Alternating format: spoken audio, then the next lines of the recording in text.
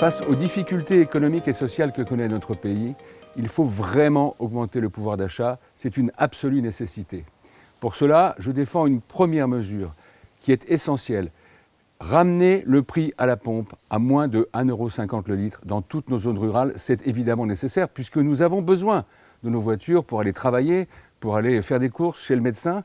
Il faut absolument que les autorités, le gouvernement, et je me battrai pour cela, en baissant les taxes, permettent de revenir en dessous d'1,50 € le litre. Il y a beaucoup de mesures aussi qui permettent d'augmenter le pouvoir d'achat, notamment, comme l'avait fait Nicolas Sarkozy en son temps, la suppression de toutes les charges fiscales et sociales sur toutes les heures supplémentaires. Il faut aussi baisser la CSG, notamment pour augmenter le revenu direct des salariés et le revenu des travailleurs indépendants. Il faudra aussi, dans les années qui viennent, conduire une réforme des retraites juste et équilibrée, avec au fond une nécessité première qui est d'augmenter les petites retraites. Parce que beaucoup de nos concitoyens et concitoyennes ont des retraites trop petites, trop basses, et donc un vrai problème de pouvoir d'achat.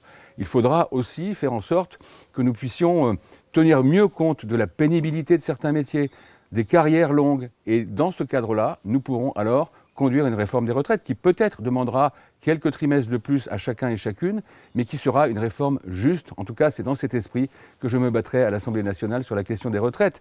Et puis, je voudrais rajouter une chose importante. Les pensions de réversion doivent aussi être augmentées.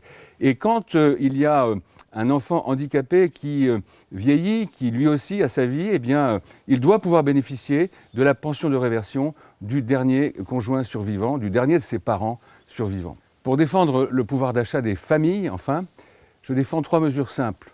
D'abord, verser l'allocation familiale dès le premier enfant.